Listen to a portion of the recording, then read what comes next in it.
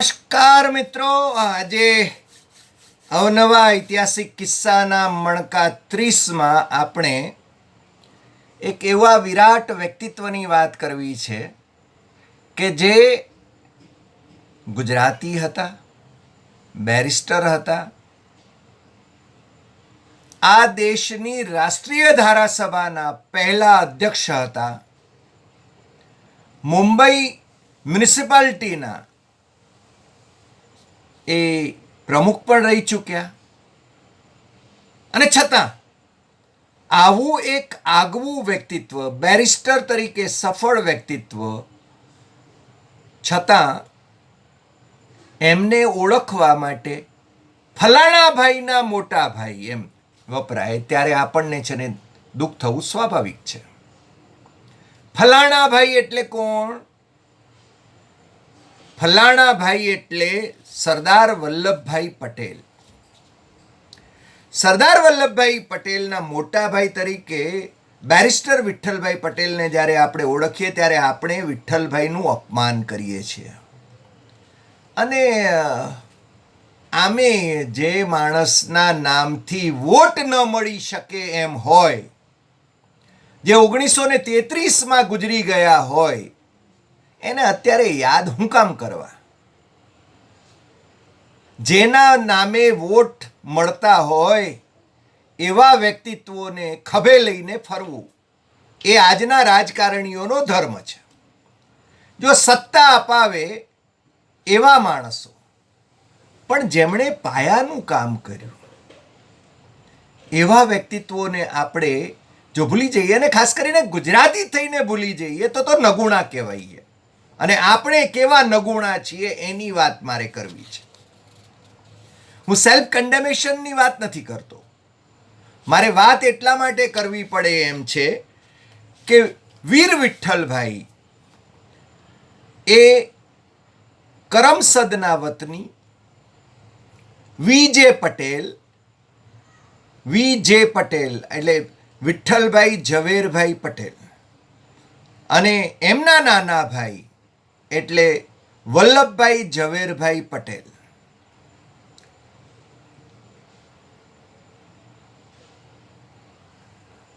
બંને ભાઈઓ બેરિસ્ટર થયા.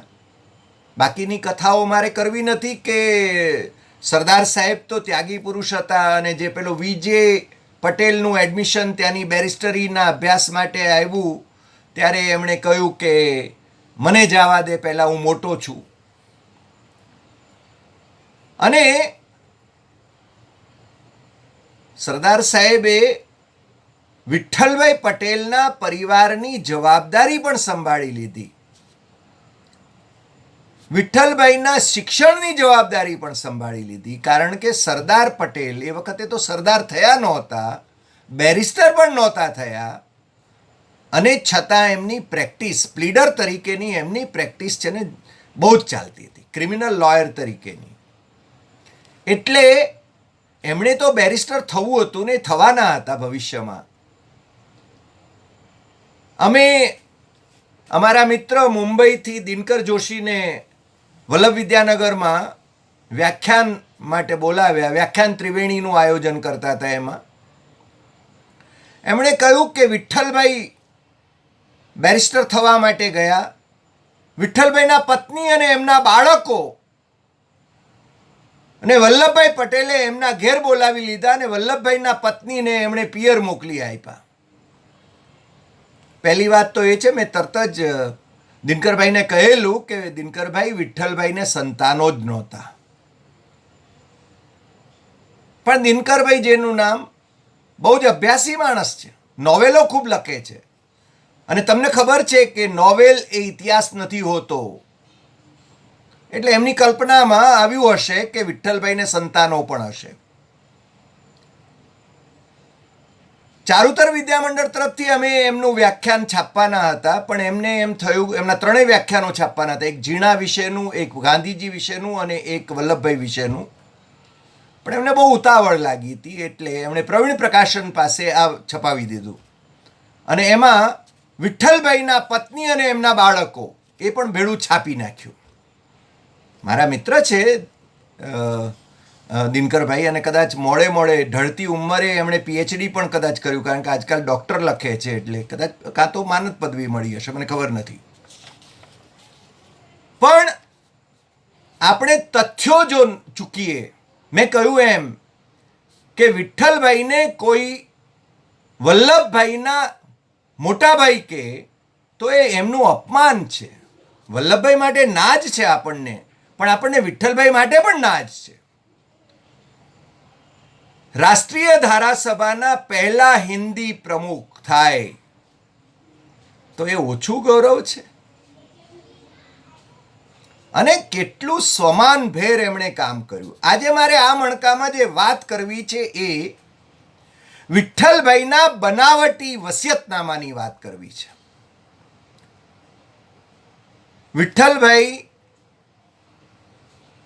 જો ગાંધીજી થી ઘણા બધા જુદા મત ધરાવતા હતા, અને છતાં ગાંધીજી સાથે પણ એમણે કામ કર્યું. 1933ના મેમાં એમણે યુરોપથી સુભાષચંદ્ર બોઝ, નેતાજી સુભાષચંદ્ર બોઝની સાથે એક નિવેદન કર્યું કે ગાંધીજીની નેતાગીરી એ તો નિષ્ફળ ગયેલી નેતાગીરી છે. અહિંસાને માર્ગે એમ કે ચાલવાની વાત કરે છે, પણ બીજા વિકલ્પો પણ વિચારવા પડે, એટલે કે હિંસાનો માર્ગ પણ અપનાવવો પડે તો આઝાદી મેળવવા માટે અપનાવવો જોઈએ. એવું આ બંને જણાએ ભેગું નિવેદન કર્યું. એ નિવેદન ખૂબ ચર્ચાસ્પદ હતું. જો એ બંને જણા આ નિવેદન કરે છે એ પછી પણ ગાંધીજીના નેતૃત્વને સ્વીકારે છે. 1938માં નેતાજી સુભાષચંદ્ર બોઝ કોંગ્રેસના અધ્યક્ષ થાય છે ગાંધીજીના આશીર્વાદથી. બીજે વર્ષે ફરીને જ્યારે અધ્યક્ષ થવાની વાત આવે છે ત્યારે ગાંધીજીને અને સરદાર પટેલને એ બધાને એ પસંદ નથી, પણ નેતાજી સુભાષચંદ્ર બોઝ ફરીને ચૂંટાય છે. તમને ખ્યાલ છે, આપણે વાત કરી ગયા છીએ કે સુરત પાસેના હરિપુરામાં 1938માં કોંગ્રેસનું જે અધિવેશન નેતાજી સુભાષચંદ્ર બોઝની અધ્યક્ષતામાં મળ્યું, એનું સઘળું આયોજન એ સરદાર પટેલના સાનિધ્યમાં, એમના નેતૃત્વમાં, એમની નિગરાનીમાં બધું જ થયું હતું. અને તમને ખબર છે કે 1933માં 28 ઓક્ટોબર 1933 ના રોજ ગુજરી ગયેલા વિઠ્ઠલભાઈ પટેલ, એમના નામે હરિપુરાનો એ અધિવેશનનું નગર નક્કી થયું. એનું નામ વિઠ્ઠલભાઈ પટેલ નગર આપવામાં આવ્યું. અને એના પહેલા જે વિલ બનાવવામાં આવ્યું હતું સુભાષચંદ્ર બોઝના આગ્રહથી, એમની નિગરાનીમાં, હોસ્પિટલના બિછાનેથી, એ ત્યાં વિદેશની ધરતી પર એ જે વસિયતનામું કરવામાં આવ્યું, એ વસિયતનામું એ બનાવટી હતું.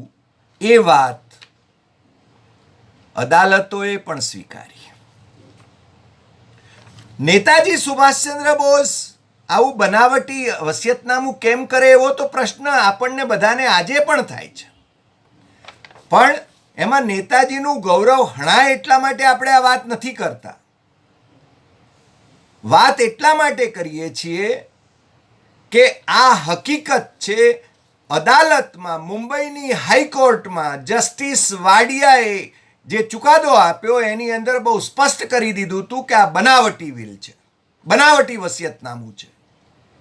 સુભાષચંદ્ર બોઝ એની સામે અપીલમાં ગયા અને આપણા દેશના જે આઝાદ દેશના જે પહેલા ચીફ જસ્ટિસ થયા અને એમના પહેલા જ પણ જે ચીફ જસ્ટિસ હતા એ બંને જણા એમણે સપ્ટેમ્બર 1939માં chief justice sir John Beaumont અને જસ્ટિસ એચ.જે. કણિયા, ગુજરાતીઓ પાછા એ કચ્છી, એમણે જસ્ટિસ વાડિયાએ જે ચુકાદો આપ્યો હતો એ ચુકાદાને માન્ય રાખ્યો કે આ બનાવટી વિલ છે.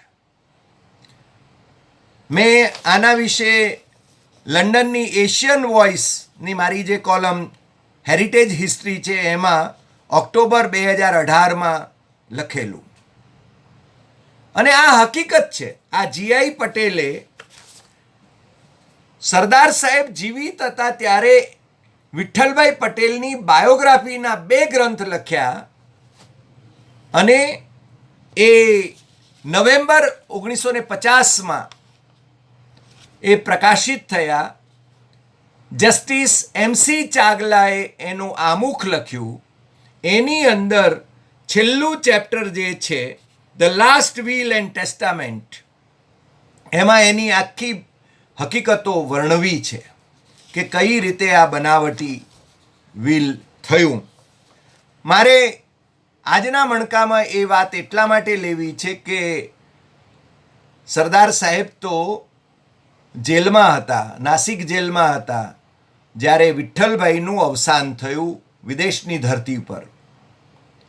અને એ વખતે આ જે વિલ વસિયતનામું જે થયું એના વિશે આ જીઆઈ પટેલ ગોરધનભાઈ એ પણ પાછા કરમસદના અને વિઠ્ઠલભાઈના અંતરંગ સાથી, પણ એ કહે છે કે on one occasion Subhash casually informed me that just before his death on 22nd October 1933 Vittalbhai had made his will where he was undergoing medical treatment and that Dr. P.T. Patel and myself were appointed executors of the will, but he did not care to show me nor did he give me the original will when I left for Bombay 3 days after having made all the necessary arrangements and having settled all accounts on behalf of Vittalbhai, returned to Bombay with his mortal remains by the SS Narakunda on 9th November 1933. I received a copy of the will by post sometime after my return, records Gordhanbhai I. Patel in the biography published in November 1950. એ વખતે જો એમાં છુપાવા જેવું કાંઈ નહોતું તો એમને original કેમ ન આપ્યું? જીઆઈ પટેલ એમના અંતરંગ સાથી હતા, છતાં સુભાષે છુપાવ્યું શું કામ? ઓરિજિનલ કોપી કેમ ન આપી? અને ઓરિજિનલ કોપી એમણે ક્યારે રજૂ કરી? જ્યારે જીઆઈ પટેલે કોર્ટમાં, હાઈકોર્ટમાં જવાનું નક્કી કર્યું. મેં તમને પહેલી વાત કરી કે આ 1933ની ઘટના છે. સરદાર પટેલ નાસિક જેલમાં છે. જીઆઈ પટેલને નાસિક જેલમાં બોલાવે છે અને એના વિશે વાત કરે છે અને એમને વહેમ પડે છે કે આમાં કંઈક ગડબડ છે. બીજું, સરદાર પટેલ તો ક્રિમિનલ લોયર હતા અને એટલા માટે એમણે કહ્યું કે જો આ વખતે મારા મોટા ભાઈ એ હોસ્પિટલને બિછાને હતા, બીમાર હતા, અત્યંત ગંભીર અવસ્થામાં હતા અને એમણે વસિયતનામું હોસ્પિટલમાં કર્યું તો ત્યાંના ડૉક્ટરની એના ઉપર સહી કેમ નથી? બીજું, એમણે એમ પણ કહ્યું કે આની ઉપર જે લોકોએ સહીઓ કરી છે એ બધા બંગાળીઓ જ કેમ છે? અને એમાંના 2 તો પાછા ત્યાંના વિદ્યાર્થીઓ હતા, ત્યાં ભણનારા વિદ્યાર્થીઓ હતા, એમની સહીઓ લેવામાં આવી હતી. જ્યારે એ વખતે ત્યાં વિદેશની ધરતી ઉપર સ્વિટ્ઝરલેન્ડમાં, જેનેવામાં ની આજુબાજુમાં જ, નજીકમાં જ વિઠ્ઠલભાઈના અંગત મિત્રો એવા ભુલાભાઈ દેસાઈ, વાલચંદ હીરાચંદ, અંબાલાલ સારાભાઈ અને બીજા ઘણા બધા મિત્રો હાજર હતા, છતાં આ ગુપચુપ વિલ કેમ કરવામાં આવ્યું? સુભાષને ઘણા બધા પત્રો એમણે લખ્યા જીઆઈ પટેલે. અને છેવટે only on 21st September 1934 he could present the original will to the High Court. એટલે મેં કહ્યું એમ કે 1934માં આ ખટલો મુંબઈ હાઈકોર્ટમાં દાખલ થયો છે અને સુભાષને ફરજ પડી કે આ મૂળ જે હતું વસિયતનામું એ મુંબઈ હાઈકોર્ટમાં એમણે જમા કરાવ્યું. એમની વતી બહુ મોટા મોટા ધારાશાસ્ત્રીઓને, એમાં તો પાછા એમના ભાઈ જ બેરિસ્ટર શરદચંદ્ર બોઝ એ એમની વતી લડતા હતા. બીજા મોટા ધારાશાસ્ત્રીઓ હતા. માણેકશો કરીને કોઈ ધારાશાસ્ત્રીનું નામ પણ એની અંદર નોંધાયેલું છે, પારસી બાવા, એ પણ હતા. અને એમાં છે ને આની જે રકમ હતી, વિઠ્ઠલભાઈ પટેલના વસિયતનામાની જે રકમ હતી અથવા તો એમની સંપત્તિ હતી એમાંથી 3/4 એટલે 3/4 જે હિસ્સો હતો એ સુભાષબાબુને મળવાનો હતો. આપણે એમ નથી કહેતા કે સુભાષબાબુ એ પોતાના ખિસ્સામાં મૂકવાના હતા. સુભાષબાબુ એ આ બધી રાજકીય પ્રવૃત્તિ અને વિદેશોમાં ભારતની આઝાદીની જાગૃતિ માટે એનો ઉપયોગ કરવાના હોય એવું આપણે માની લઈએ. પણ તો પછી ગુપચુપ શું કામ? પ્રશ્ન આ હતો. અને એટલા માટે જ્યારે જીઆઈ પટેલે આ આખું વિલ ચેલેન્જ કર્યું હાઈકોર્ટમાં, એ વખતે સુભાષબાબુએ એનો ખૂબ બચાવ કર્યો. અને જ્યારે જજ વાડિયાએ આ વિલ ખોટું છે, આ વિલ બનાવટી છે એવું કહ્યું, એવો ચુકાદો આપ્યો, ત્યારે સુભાષબાબુ એ ચુકાદાની સામે અપીલમાં ગયા. અને એની અંદર મારી પાસે એ ચુકાદાની પણ આખી ટેક્સ્ટ છે. અને એના સંદર્ભમાં સુભાષચંદ્ર બોઝ વર્સેસ ગોરધનભાઈ આઈ પટેલ 28 સપ્ટેમ્બર 1939 અને એના નંબર ને એ બધું છે. આ ચુકાદો પાછો આમણે જ લખેલો, જે ચીફ જસ્ટિસ હતા એમણે જ લખ્યો છે. અને એમની સાથે જસ્ટિસ કણિયા હતા. એટલે કે બેન્ચે ચુકાદો આપ્યો અને બેન્ચે પણ જસ્ટિસ બી જે વાડિયાનો એ ચુકાદો હતો એને માન્ય કર્યો. સમજ્યા? હવે એની અંદર જે તારીખ નોંધવામાં આવી છે વસિયતનામાની એ છે ઓક્ટોબર 2, 1933. અને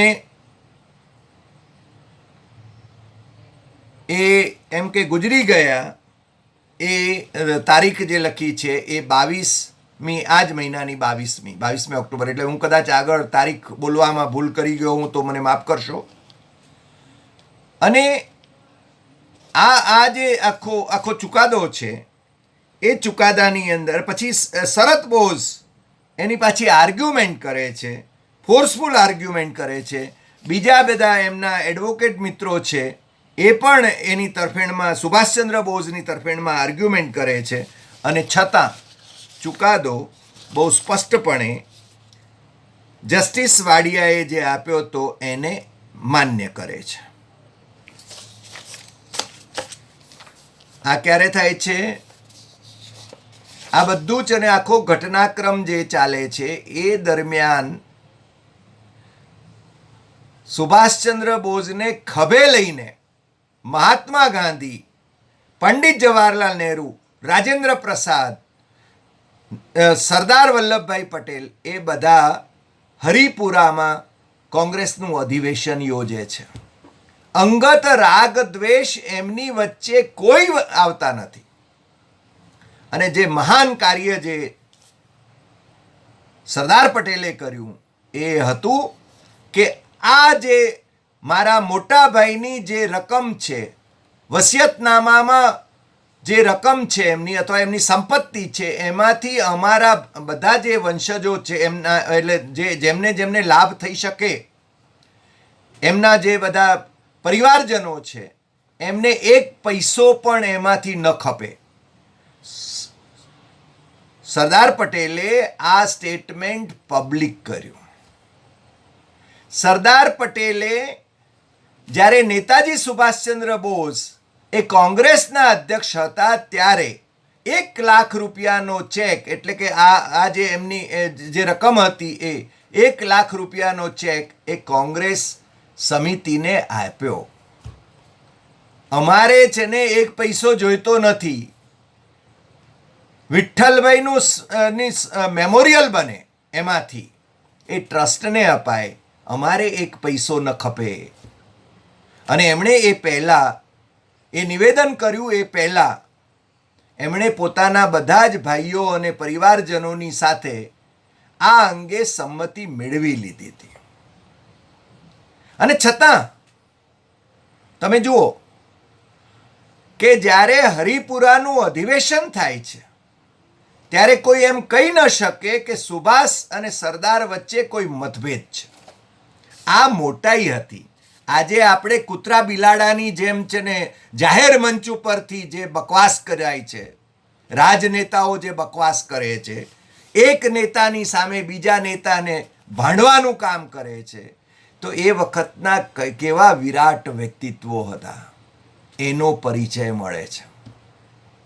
આપણે અગાઉ નેતાજી સુભાષચંદ્ર બોઝના નિધન પછી એમના પત્ની એમિલી અને એમની દીકરી અનિતા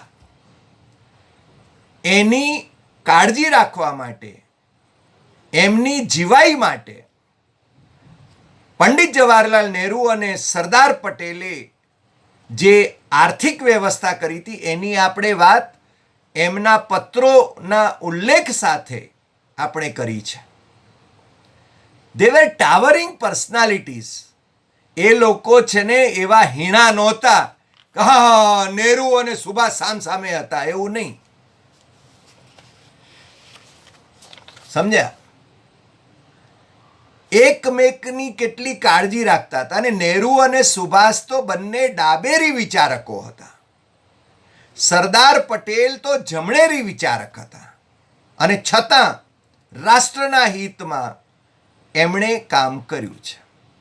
અને આપણે ત્યાં ઢોલ પીટવામાં આવે છે કે સરદાર પટેલને અન્યાય કર્યો કારણ કે એમને વડાપ્રધાન ન બનાવ્યા.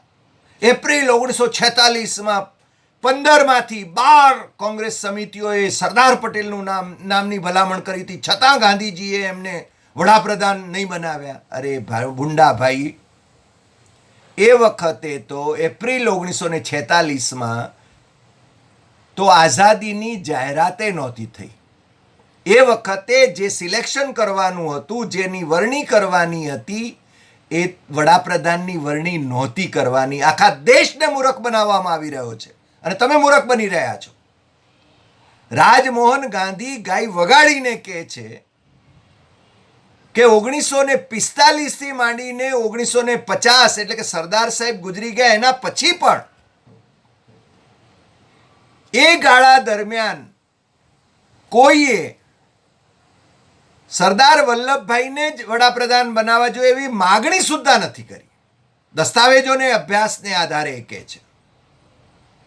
સરદાર પટેલે પોતે ઇન્દોરમાં ગાંધીજીના મૃત્યુ પછી પણ એમ કહ્યું છે જાહેર સમારંભમાં, કસ્તુરબા ટ્રસ્ટના એ સમારંભમાં, કે મહાત્મા ગાંધીએ જે નિર્ણય કર્યો એ સર્વથા યોગ્ય છે. વડાપ્રધાન તરીકે નહેરુને એમણે પસંદ કર્યા. પણ આપણને આજે છે ને આપણી રાજકીય કારકિર્દી ચમકાવવા માટે આપણે છે ને આ વાતોના ઢોલ પીટીએ છીએ. મેં કહ્યું કે દુર્ગાદાસના વોલ્યુમ્સ 10 વોલ્યુમ્સ છે સરદાર પટેલ પરના. દુર્ગાદાસ એટલે હિન્દુસ્તાન ટાઈમ્સના ચીફ એડિટર હતા અને બિરલાનું આ હિન્દુસ્તાન ટાઈમ્સ, જીડી બિરલાનું. અને સવારે 4 વાગે મોર્નિંગ વોકમાં સરદાર પટેલ સાથે બિરલા અને ભાઈ દુર્ગાદાસ એના મુખ્ય તંત્રી એ હંમેશા હોય જ. એમણે જે વોલ્યુમ કર્યા દુર્ગાદાસે એના આમુખમાં 1928થી સરદાર પટેલના છેલ્લા શ્વાસ સુધી એમના સેક્રેટરી રહેલા એમના દીકરી, એમનાથી વધુ નજીક તો કોઈ હોઈ ન શકે. અત્યારના કદાચ નેતાઓ એમના અંતરાત્માઓમાં ઘૂસીને કદાચ જોતા હોય તો મને ખબર નથી. એ મણિબેને એ વખતે લખ્યું છે, એ દુર્ગાદાસના વોલ્યુમની પ્રસ્તાવનામાં લખ્યું છે, સરદાર પટેલ અથવા તો Sardar never aspire to be the prime minister. I mean he never aspire premiership. આપણને મજા આવે છે, આપણી લીટી મોટી કરવા માટે આપણે છે ને ટેકો જોઈએ છે ને એનો. સરદાર પટેલ અને સુભાષચંદ્ર બોઝ વચ્ચે પણ ધારો કે જે મતભેદ હતા, ગાંધીજી અને સુભાષચંદ્ર બોઝ વચ્ચેના મતભેદો હતા, છતાં એ સુભાષચંદ્ર બોઝ વિદેશની ધરતી ઉપર જાય છે, કોંગ્રેસ છોડે છે, બીજો પક્ષ રચે છે, વિદેશની ધરતી ઉપર જાય છે, ઇન્ડિયન નેશનલ આર્મીના સરસેનાપતિ બને છે અને રંગૂન રેડિયો ઉપરથી 1944માં એ બ્રોડકાસ્ટ કરે છે અને ગાંધીજીને ફાધર ઓફ ધ નેશન કહીને એમના આશીર્વાદ ઝંખે છે ભારતની સ્વતંત્રતા માટેના જંગમાં.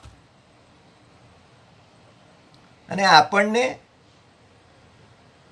એમને રાષ્ટ્રપિતા કહેવાય કે ન કહેવાય એના વિશે પણ આપણને છે ને જરા તકલીફ થાય છે. ફાધર ઓફ ધ નેશન કઈ રીતે હોઈ શકે એમ કે 5000 વર્ષ જૂના દેશનો?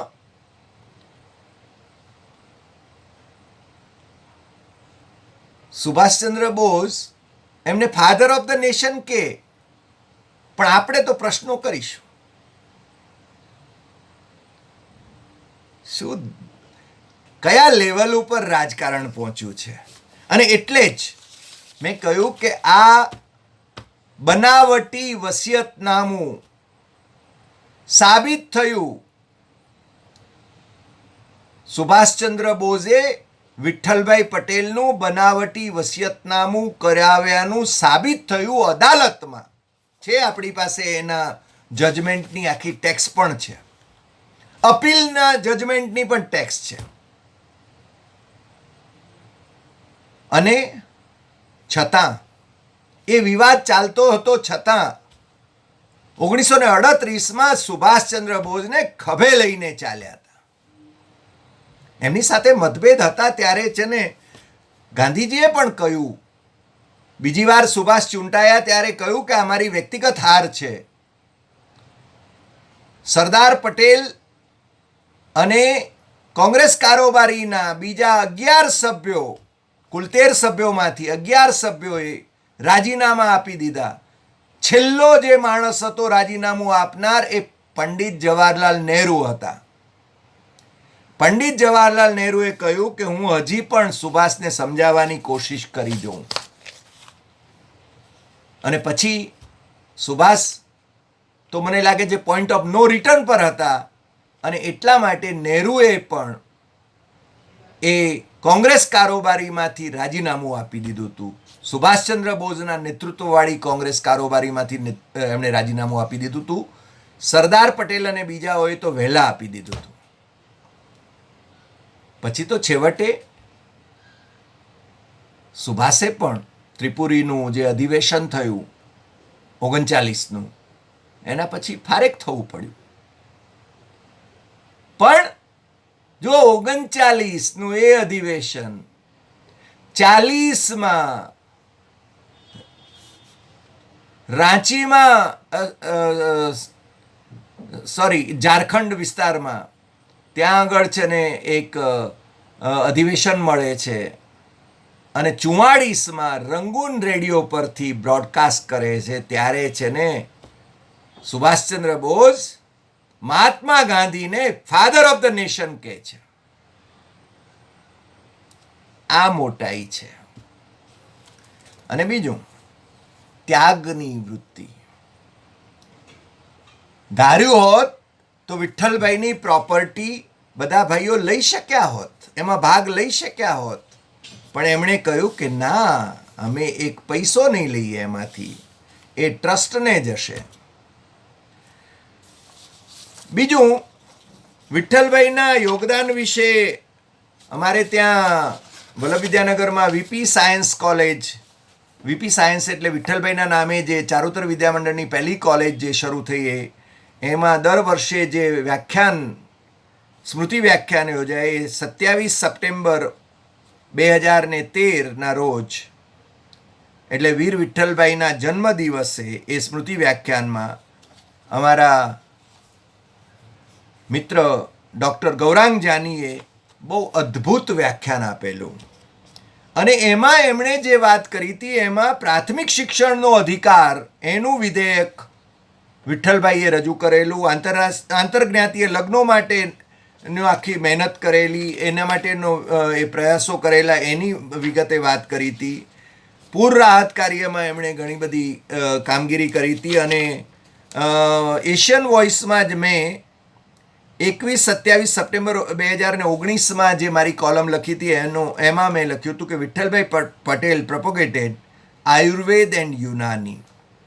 આયુર્વેદ અને યુનાની એના પ્રણેતા તરીકે એમણે જે પ્રયાસો કર્યા હતા એના વિશે પણ મેં મારી કોલમમાં લખ્યું હતું. આપણે બધા વિઠ્ઠલભાઈ પટેલ જેવા હીરોને ભૂલવા માંડ્યા છીએ અને આપણે એમને સરદાર પટેલના મોટા ભાઈ કહીએ છીએ. ત્યારે આપણે છે ને જરા આત્મનિરીક્ષણ કરીને વિઠ્ઠલભાઈના યોગદાનને હજુ વધુ ઉજાગર કરવાની જરૂર છે. જીઆઈ પટેલે તો 2 મોટા દળદાર ગ્રંથો લખ્યા છે, હજુ એનો અનુવાદ પણ નથી થયો. મને લાગે છે ચરોતર જે ભૂમિ છે એમાંથી પણ કોઈ અનુવાદને માટે આગળ આવે એવી અપેક્ષા કરું છું. આજના મણકામાં આટલી વાત. આવતીકાલે ફરી મળીએ છીએ.